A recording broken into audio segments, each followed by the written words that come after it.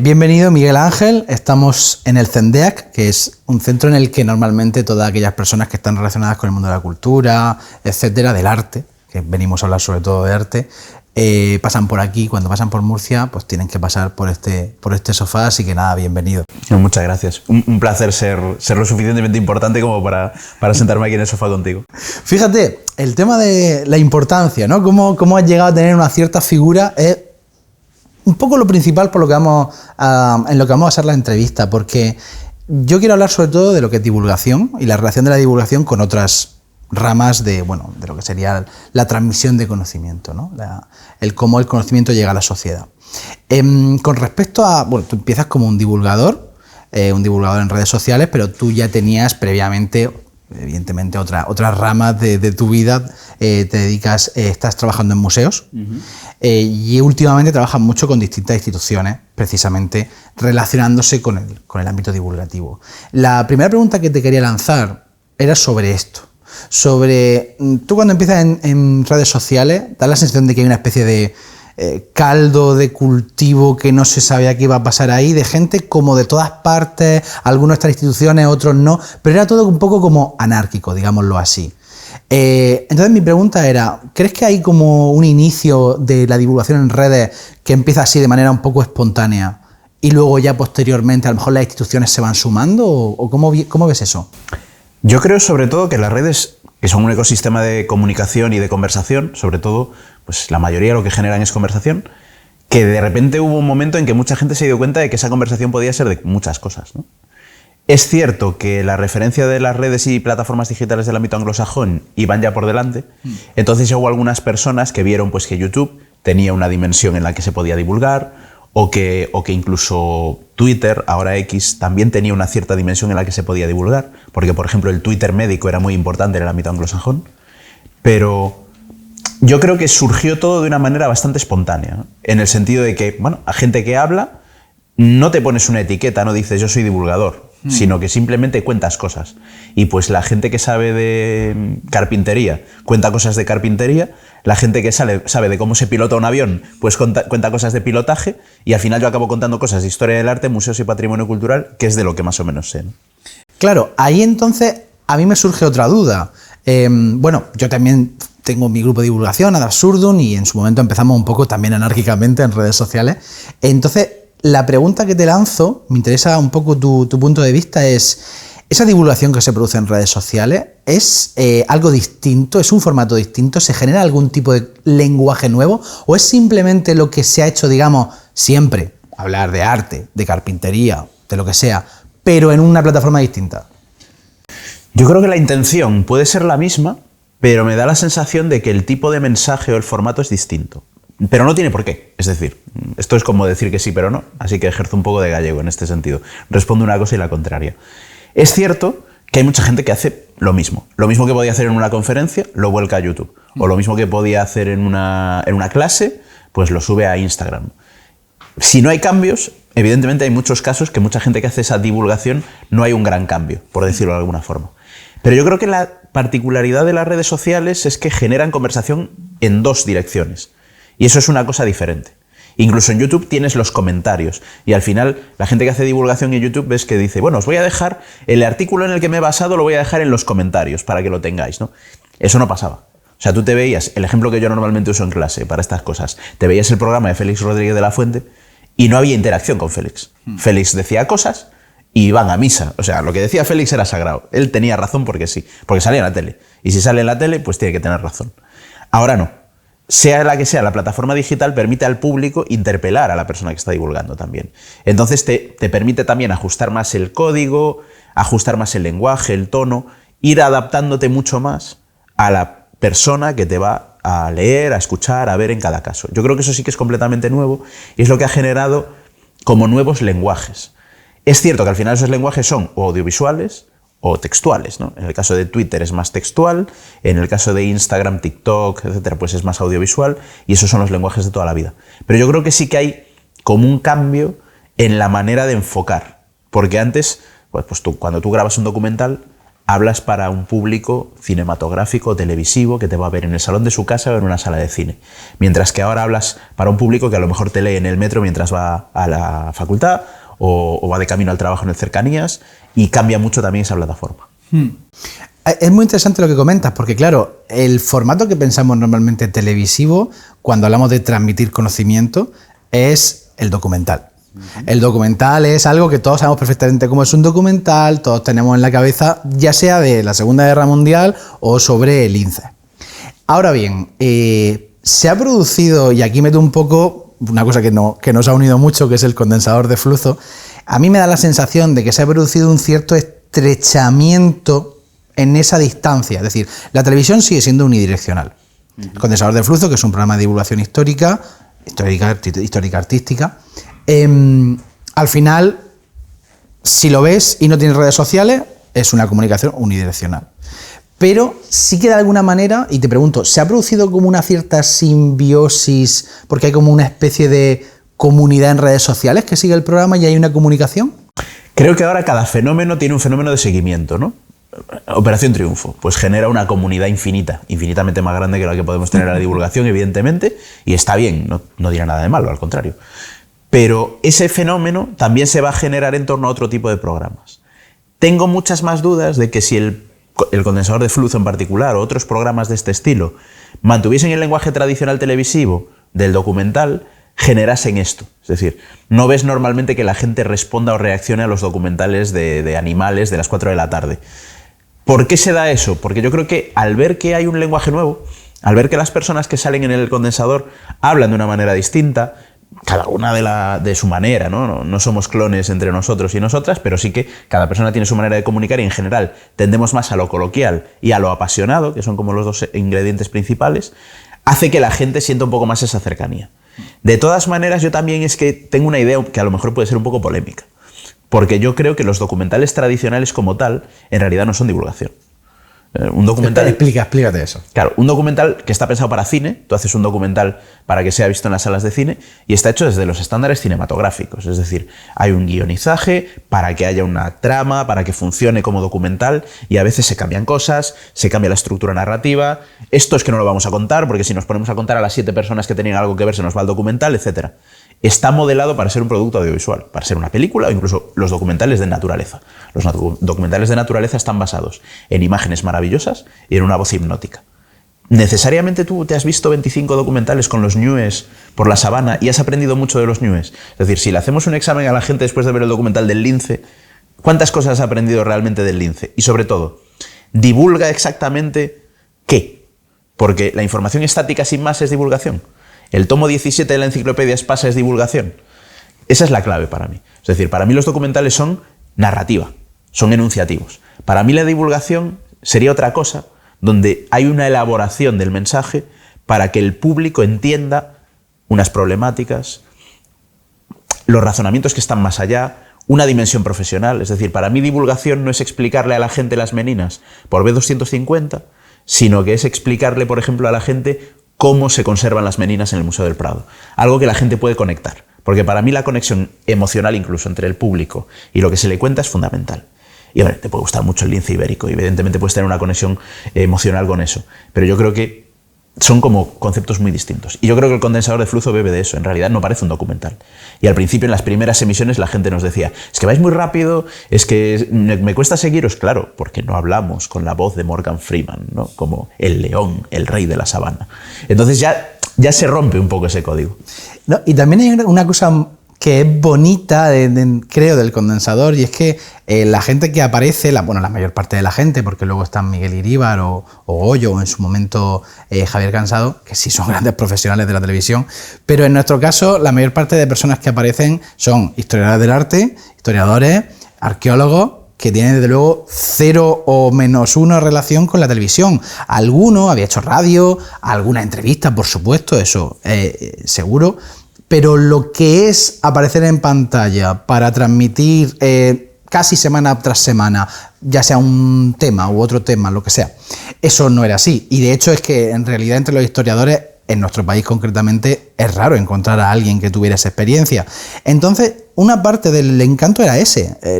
Uy, qué rápido va, se pone nervioso, se nota que se traba. Y entonces, ese punto amateur y el hecho de que de repente, y aquí estamos en lo que decíamos de la interrelación, muchos divulgadores, que además cada vez se van sumando más, de repente pasan a la pantalla. Es un poco parece un retorno a lo tradicional desde gente que ha empezado en lo moderno, actual, alternativo, underground, incluso muchas veces, esa cuenta de Twitter que aparece así. Entonces, aquí sería un poco el preguntarte o ¿qué opinas tú de esa interrelación que de repente se salte de un sitio a otro, tiene ese encanto, se ha profesionalizado? ¿Tú has notado un cambio? Porque llevas 4 temporadas. Uh-huh. Sí, yo creo que ha habido muchos cambios y creo que hay gente que incluso reacciona contra esos cambios, ¿no? Es como de, pero esta es la persona que salía en YouTube y ahora sale en la tele, ¿no? En realidad esos cambios son normales, si los vemos con un poco de perspectiva. Había editoriales que eran, esa es aquella editorial pequeña que ahora la ha comprado un gran grupo editorial porque su catálogo es muy bueno y porque apuestan pues, por la ciencia ficción o por la narrativa más autoral, ¿no? Eso ha pasado siempre. ¿Qué ocurre? Que esas plataformas digitales han servido para que un montón de gente, por un lado, demuestre sus habilidades o conocimientos, al mismo tiempo genere una comunidad, en muchos casos comunidades bastante grandes, pero al mismo tiempo confirme o demuestre una cierta solvencia profesional, ¿no? Por ejemplo, han salido un montón de escritores y escritoras, desde novela hasta no ficción, de Twitter. En España y en muchos países. ¿Por qué? Porque en Twitter, pues una editora puede decir, esta persona escribe, y escribe bien. Y puede comprobarlo in situ, no es, bueno, mándanos un manuscrito a ver, y cuando te llega el manuscrito aquello no tiene por dónde cogerlo. No, es que veo cómo escribe esta persona, me gusta cómo escribe, me gusta cómo piensa, vamos a darle la oportunidad de hacer un libro, ¿no? Y lo mismo sucede en radio, en televisión, ¿no? Gente que hace una increíble divulgación en YouTube, que no es mi caso, de repente le pueden decir, oye, vente a hacer una sección al programa a ver si funciona. Y a veces funciona y a veces no. Pero esa gente ya tiene un rodaje detrás, ya tiene un bagaje, tiene un tono, tiene una imagen ya proyectada, ya sabe cómo enfrentarse a una cámara. Y eso es interesante. A nosotros el recorrido del condensador nos ha servido sobre todo para familiarizarnos con cómo funciona la producción televisiva. La mayoría, como dices, no teníamos mucha idea al principio. Y eso es interesante porque al final es crear escuela. Y es un poco lo que dices, en España no había esa tradición. Parece que para hablar en documentales de historia tenías que ser solo profesor de Cambridge o profesor de Oxford, que son los únicos que parece que pueden hacer documentales, ¿no? Y al final no va de eso. Y yo creo que cada vez más, incluso en el profesorado más tradicional, se va viendo esta dimensión, ¿no? Esta necesidad, que a mí es lo que más me preocupa, porque es a lo que me dedico en mi investigación doctoral, de cómo comunicar la ciencia a la sociedad. Porque al final se trata de que todo el mundo comunique mejor, en la medida de lo posible. Esto último es una cosa que muchas veces comentamos detrás de cámaras, hablamos, surgen preguntas entre personas que nos dedicamos al mundo de la divulgación y a veces nos preguntamos, y no tenemos capacidad de medirlo, si llanamente sirve para algo lo que hacemos. Es decir, aquí va por 2 caminos. ¿Esto sirve para que alguien aprenda sobre cómo funciona la historia del arte, la restauración? Eso por un lado. Y por otro lado, esa persona que aprende, y esto yo creo que también es clave, esa persona ya era público cautivo, es decir, estaba interesada en el tema, o hemos conseguido también, además de transmitir información, conocimiento, generar un nuevo público, personas que se interesen por algo que en principio le hubiera dado igual, por decirlo llanamente. Y de repente en redes sociales han encontrado mucha gente que a lo mejor habla de algo, transmite algo que ni le iba ni le venía. ¿Tú crees que alguna de esas 2 cosas funciona de verdad? Yo creo que sí. A lo mejor es que soy un optimista nato. Pero yo es lo que noto sobre todo cuando la gente habla conmigo. Cuando te vas, por ejemplo, si tienes una firma de libros, una presentación, se te acerca alguien, pues yo soy personal sanitario, no pensaba que la historia del arte me interesase nada. Yo cuando estudié historia, la verdad es que me aburrí mucho en el instituto y me dedico a la informática, pero ahora os veo, os escucho tu sección, lo que sea, te van contando, ¿no? Y yo creo que sobre todo la clave es demostrarle a todo el público en general que los temas académicos también son temas de conversación, que al final es de lo que se trata un poco. Es como si durante mucho tiempo de determinados temas solo pudiesen hablar los profesionales, la gente profesional. Y eso al final acaba expulsando a todo el mundo fuera, ¿no? Ahora vamos a hablar los que sabemos. Vamos a hablar los mayores, normalmente señores, canos, que utilizaban muchas esdrújulas y frases muy complejas, pero en realidad, si eso lo rebajas al nivel de todo el mundo, que es el nivel que tenemos todos. O sea, no es que lo rebajes realmente, sino que lo colocas a la altura de la mayoría, lo aterrizas, como se dice ahora mucho, ¿no? Mucha gente puede descubrir que le interesa la arqueología, lo que pasa es que no entendía nada, o que le interesa la historia del arte, y que hay un montón de cosas que no sabía que eso era historia del arte, y de repente me llama, me interesa. A mí hay un montón de gente que me ha dicho, por tu culpa estoy estudiando historia del arte, que a lo mejor es simplemente pues, como hobby, como afición. Es decir, por favor, que la gente no abandone masivamente sus trabajos para estudiar historia del arte, que también podemos garantizar que tampoco es que haya una cantidad de salidas laborales enorme, ¿no? Pero por lo menos existe esa posibilidad, ¿no? Hasta ahora, esa posibilidad solamente existía, digamos, con los entretenimientos masivos. La música, que más o menos parece que todo el mundo entiende, el deporte, sobre todo determinados deportes, que parece que todo el mundo entiende. Convertir las humanidades en parte del entretenimiento de mucha gente, para mí es un logro importantísimo, porque al final de eso se trata. Si alguien se apasiona con la arqueología sumeria, va a valorar mucho más el patrimonio, porque va a empezar a entender lo que hay detrás. Y eso es una ventanita que le abre, evidentemente, pues una visión pequeña de un mundo que es muy grande, pero es algo, ¿no? Ya es una diferencia. Y creo que ese trabajo no se hacía, o por lo menos no se hacía en esta escala. Se hacía pues, a través de documentales, casi todos importados de Reino Unido, de Estados Unidos, y poquito más. Y al final se acababa hablando de lo que tenía mercado.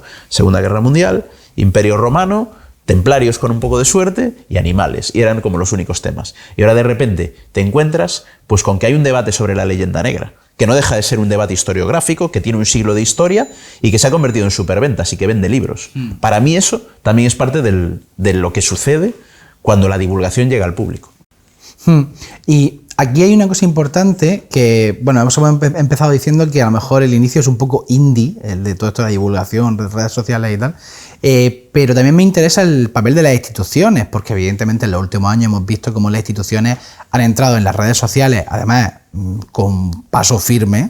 Tenemos casos que, bueno, ahora te dejo que tú desarrolles si te parece, pero me interesa ¿tú crees que a lo mejor han ido un poco a la zaga? O que no, o que en realidad simplemente es que hay que ver un poco cómo funciona cierto formato y luego ya instalarse en él. Las instituciones en general, y como persona que trabaja en una institución, lo puedo decir como desde dentro, siempre tienen muy buena voluntad, mejor voluntad de lo que el ciudadano medio piensa, creo yo. Es decir, la ciudadanía tiende a pensar que las instituciones pasan de todo. También porque las instituciones tienen un baño de lo oficial, entonces no se ve lo que sucede dentro. Yo creo que en general las instituciones han acogido estos lenguajes muy bien, se han adaptado muy bien. A día de hoy, por ejemplo, en España, rara es la catedral española que no tenga una cuenta de Twitter. Y alguien diría hace 7 años, ¿para qué quiere Twitter una catedral? ¿No? Por ejemplo, por poner un ejemplo. Y estamos hablando del ámbito privado, pero al final, en ese ámbito privado, son monumentos que se vuelcan a las redes sociales. Hemos tenido casos muy punteros, ¿no? Lo que ha hecho el Museo del Prado en TikTok, por ejemplo, que han ganado un premio, que se han ido a Estados Unidos a buscarlo, es espectacular. Es algo realmente muy potente. Pero también hay museos pequeños, museos medianos, de todas partes, que se están poniendo las pilas, sobre todo porque creo que han descubierto algo que para mí es muy importante, y es que su misión, porque al final la misión de una institución cultural es transmitir cultura, se puede hacer también en formato digital. Es decir, tú no solo puedes celebrar conferencias y que la gente venga a la conferencia y se culturice, por simplificarlo mucho, sino que puedes volcar tus contenidos a una plataforma digital y que la gente los consuma a través de la plataforma digital. En el momento en el que se da cuenta la institución de, oye, mira, es que tenemos 10.000 reproducciones en este vídeo de YouTube, ostras, pues igual hay que hacer más vídeos. ¿Qué pasa?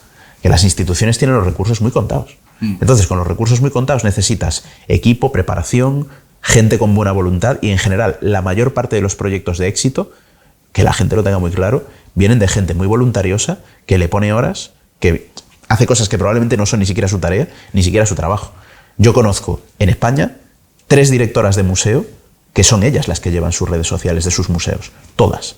Y eso no debería ser tarea de la directora de un museo. Pero conozco 3 casos concretos, podría dar los nombres y apellidos. Entonces, claro, eso al final también hay que entenderlo.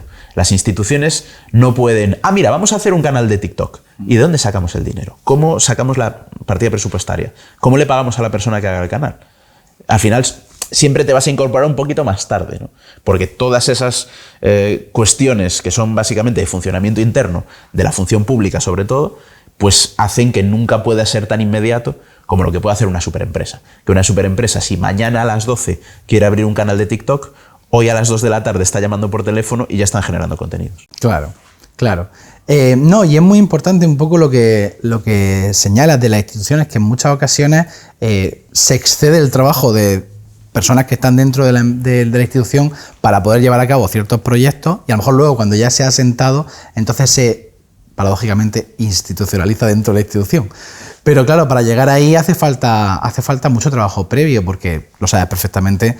El trabajo en redes sociales da la sensación de que sale muy fácil y un tweet se escribe muy rápido, pero eso lleva horas y horas y horas. Que, bueno, al principio pues tiene una voluntad, yo hablo también un poco, a lo mejor en nuestro caso, también al principio era una cosa de diversión nuestra.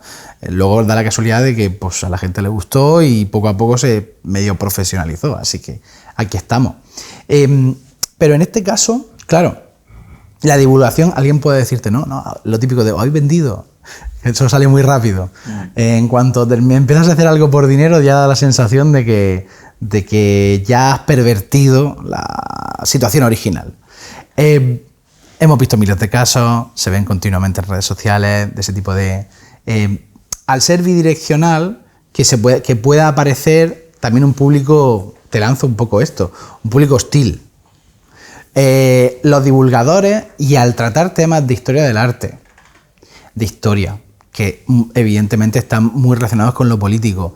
¿Tú crees que tienen una cierta, digamos, exposición a un público que a lo mejor sea hostil, que no sea especialmente receptivo?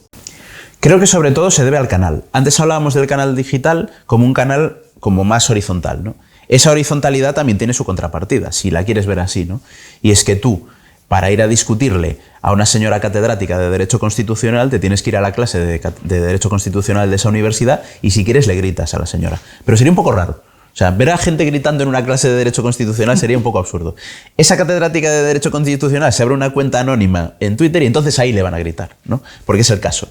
Es interesante incluso ver cómo en redes sociales te intentan discutir cosas de las que eres especialista.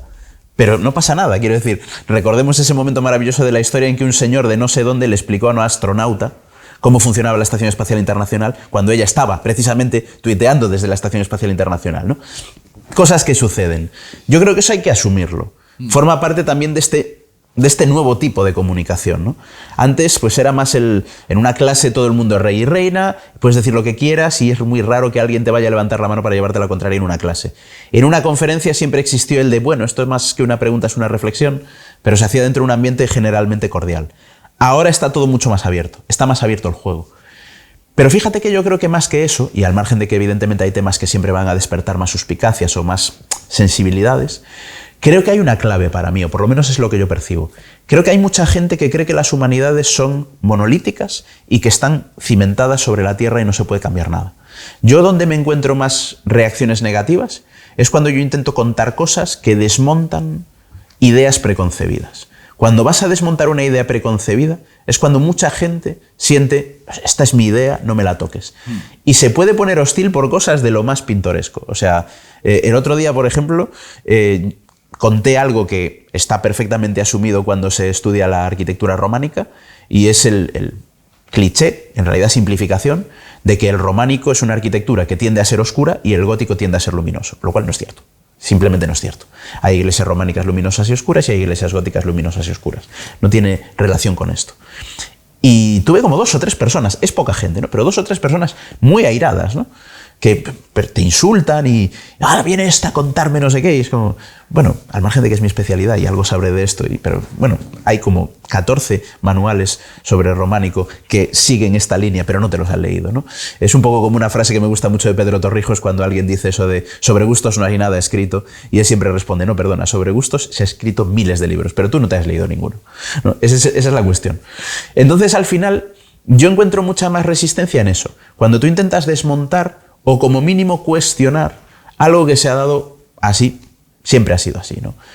Hace no mucho tiempo discutíamos medio en serio y medio en broma en redes sociales sobre el mito de Trajano como el mejor emperador del Imperio Romano, porque Trajano tiene que ser el mejor emperador. ¿Por qué? Pues porque es el que llevó al imperio a su máxima extensión. Y con esa frasecita lo solucionamos todo. En realidad no entendemos lo que significa la máxima extensión del imperio, qué características tuvo esa extensión, cuánto duró esa extensión y sobre todo, ¿por qué eso le convierte en mejor emperador que otros, ¿no? De hecho, ¿tiene sentido hablar que un emperador es mejor que otros?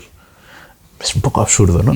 sobre todo cuando sabemos muy poco de la mayoría de los emperadores. Pero en todo caso, cuando alguien lo ha estudiado en la escuela o lo ha leído muchas veces en libros, y hay que tener en cuenta que la comunicación en historia tiende al eco, tiende a que la gente repite ideas una y otra vez, que no son malas en sí mismas, necesariamente, pero que acaban generando distorsiones, como el gótico construye edificios más luminosos que el románico. Pues depende, ¿no? Pero si una y otra vez, cada vez que has leído sobre gótico, te dicen la luz del gótico, pues al final te lo acabas creyendo y no lo cuestionas. Viene un fulano que te lo cuestiona, este no tiene ni idea, ¿no? Así es como funciona un poco, sobre todo cuando ves la interacción en redes sociales. Yo creo que hay que adaptarse a ello. Pero en general también hay que decir que creo que la divulgación cultural en lengua castellana tiene una salud muy buena y la mayoría de la gente aporta muy positivamente. Aunque haya un número muy pequeño de personas que hagan ruido, al final lo ves y porcentualmente es que casi no son ni demoscópicos. En realidad es una parte muy pequeña. La mayoría no hace ruido. Es decir, la mayoría que lo lee, que lo disfruta, no hace tanto ruido. Y yo creo que a veces se sobredimensiona el ruido. Has publicado ya 2 libros que evidentemente son de divulgación histórica, histórico-artística en este caso, lo que hemos ido comentando un poco, y también es de hecho un formato del que no hemos hablado mucho, pero que siempre está muy presente en el mundo de los divulgadores. Pero el último me llama especialmente la atención porque es sobre arquitectura. Y claro, la arquitectura ya no es algo general sobre historia del arte, ya es una disciplina que tiene su... En fin, es bastante enrevesada. ¿Cómo ha sido enfrentarse a eso? Para mí ha sido bastante natural porque la historia de la arquitectura es mi especialidad, en realidad. Entonces, aunque en redes hablo de muchas otras cosas, de hecho he notado, y tengo que razonar y todavía pensar por qué sucede, pero que a veces es mucho más difícil divulgar sobre lo que conoces mucho, porque te cuesta mucho más ponerte en el lugar de la persona que te va a recibir y pensar dónde puedes hacer los subrayados, ¿no? Digamos. Pero en este caso, claro, yo soy especialista en historia de la arquitectura, es lo que más he trabajado, es lo que más he investigado. Desde ese punto de vista ha sido muy fluido, porque el primer libro, Otra historia del arte, claro, soy historiador del arte, también me pilla de mano, pero me obligó a repasar algunas cosas, a revisar algunos pensamientos de manera más profunda, que igual en el caso de la arquitectura yo tenía mucho más claro, ¿no? Por decirlo de alguna forma. Por otro lado, recuerdo que mucha gente me decía, que yo creo que va un poco en la línea de lo que estamos hablando, ¿no? Y no tienes miedo de que los arquitectos se enfaden, ¿no? Al final, cada profesión como que se ha hecho su castillito y parece que nadie puede entrar.